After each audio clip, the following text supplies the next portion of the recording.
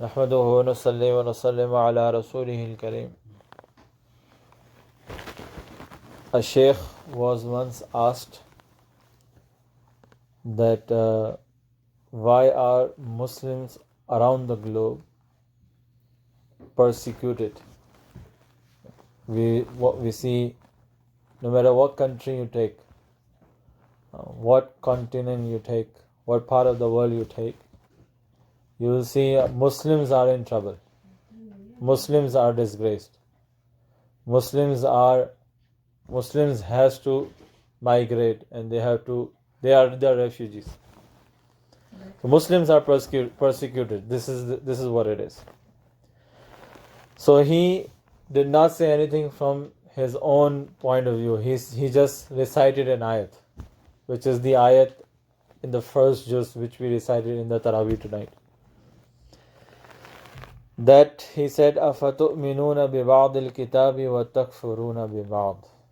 Now before I tell you this ayat, I'll tell you what Rasulullah sallallahu alaihi wasallam said to us. Since Bani Israel, the stories of Bani Israel and the commandments was given to Bani Israel is highlighted so many times in Quran. You know that Musa alayhi salatu wasalam is most talked about in Quran. 28 juz. 28 juz are filled with the story of or the mention of Musa alayhi salatu wasalam.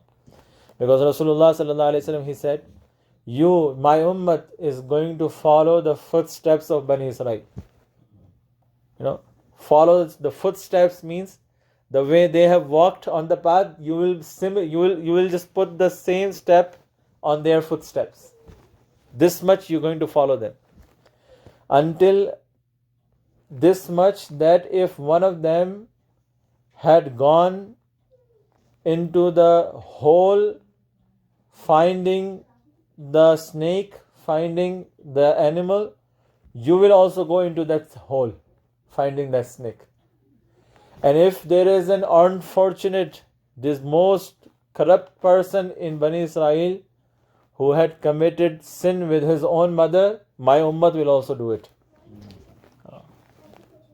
So, but this is told to us not to do it, to protect ourselves, what Bani Israel got into. So what Bani Israel did, why they was disgraced, and why they lost, why they were persecuted, this was the reason. أَفَتُؤْمِنُونَ بِبَعْضِ الْكِتَابِ وَتَكْفُرُونَ بِبَعْضِ. What they did is they had the commandments of Allah. They practiced only those whom they liked, and they left those what they did not like. They practiced some part of deen, they left some part of deen. They made their deen joke. This is what exactly Ummah is doing nowadays. We have deen, we have religion of our own choices. Whatever I like, I do it. Whatever I don't like, that's it. There's nothing to do. So when this Ummah will do it, what will happen? فَمَا جَزَاءُ مَنْ يَفْعَلُ ذَلِكَ. What will be the punishment of those who will do this? إِلَّا خِزْيٌ فِي الْحَيَاةِ الدُّنْيَا. That in this very world they are going to be disgraced. وَلَهُمْ فِي الْآخِرَةِ. In Akhirat there is even severe punishment. This was the first lesson given to Adam alayhi salatu wasalam. In the first juz, the story of Adam alayhi salatu wasalam is mentioned in the first quarter. That Allah subhanahu wa ta'ala told the angels that I'm going to create an Adam. This is the long story. But when long story short, when Adam alayhi salatu wasalam was sent into this world, he was given one commandment was given to him. One da'wat was given to him. What was the da'wat? What was he told by Allah? قُلْنَا اهْبِطُوا مِنْهَا جَمِيعًا. Go, all of you, go down to the earth. فَإِمَّا يَأْتِيَنَّكُمْ مِنِّي هُدًى. Commandments and guidance will come from me to you. فَمَنْ تَبِعَ هُدَايَ. The one who will follow, take care and pay attention to my guidance, the one who will hold firmly to my guidance, فَلَا خَوْفٌ عَلَيْهِمْ وَلَا هُمْ يَحْزَنُونَ. No fear on him, no fear on them. They don't have to fear anything, neither in this world or neither in Akhirat, nor in Akhirat. They will not have any griefs of this world or hereafter. وَالَّذِينَ كَفَرُوا وَكَذَّبُوا بِآيَاتِنَا. Those who are going to disbelieve and those who are going to neglect this. وَالَّذِينَ كَفَرُوا أُولَٰئِكَ أَصْحَابُ النَّارِ هُمْ فِيهَا خَالِدُونَ. These are the ones who are the dwellers of hellfire. Forever and ever they are going to be there. That's why, my dear brothers and sisters, this deen that Allah has given us, it is the best way of life. The first juz ends with this. Sibghat Allah, وَمَنْ أَحْسَنُ مِنَ اللَّهِ سِبْغَةً. How do I translate this? The color of Allah, what beautiful color of Allah is. This is the lifestyle which is given to us by Allah. We don't have it, that's why we are not appreciating it. Do we appreciate deen? Ask yourself a question. Do we really appreciate deen? Because we don't have it, my dear brothers. I will appreciate a car if I will have it, I experience it. That thing which I have not experienced it, I don't have it, I can never appreciate.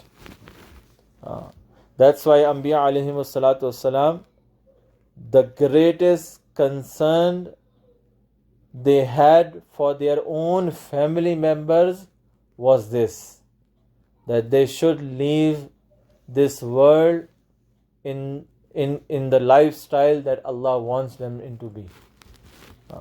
The very last ruku of first juz, Allah subhanahu wa ta'ala talks to Bani Israel and remind them, do you were present when death came to Yaqub alayhi salam? Am kuntum shuhada'a idh hadara Yaqub al-maut? At the time of death, what a person says? Something irrelevant? No, he will say at the time of death the most relevant thing into his life. So he asked his family members, his sons, Ma ta'buduna min ba'di? Whom are you going to worship after me? How are you going to live after me? Whom you going to run towards after me? Whom you going to chase after me? They say, قَالُوا نَعْبُدُ إِلَهَكَ وَإِلَهَ آبَائِكَ إِبْرَاهِيمَ وَإِسْمَاعِيلَ وَإِسْحَاقَ إِلَهُ وَاحِدًا. We are going to adopt the same path you adopted, your father adopted, his father adopted. We're going to be on the same path. So may Allah subhanahu wa ta'ala, that's why I'll end with this. That's why Allah subhanahu wa ta'ala, He says, وَلَا تَمُوتُنَّ إِلَّا وَأَنْتُمْ مُسْلِمُونَ. That don't die until you keep submitting Allah and finally you submit Allah totally. One is this, my dear brothers, that I am trying to practice entire deen, but I am having shortcomings and I make istighfar, that is totally fine. We are going to be always like that. But there is a person who has the deen of his own choice and he is not even repenting on it. He is not even making istighfar on it. This is a problem. Nobody can claim I am practicing deen 100%. Total deen I have. Nobody cannot be like that. We always are going to have shortcomings, but we have to have istighfar on that. We have to have regret on it. We have to have, we have to be ashamed of it. When we will have that, Allah will fulfill it. Subhana rabbika rabbil izzati amma yasifun wa salamun alal mursalin walhamdulillahi rabbil alamin. Subhanallahi bihamdihi subhanakallahumma bihamdika nashhadu an la ilaha illa anta astaghfiruka wa atubu ilayk. اللهم إنا نسألك من خير ما سألك من نبيك وعبدك محمد صلى الله عليه وسلم ونعوذ بك من شر ما استعاذك منه نبيك وعبدك محمد صلى الله عليه وسلم وأنت المستعان وإليك البلاغ ولا حول ولا قوة إلا بالله العلي العظيم صلى الله تعالى عليه وسلم.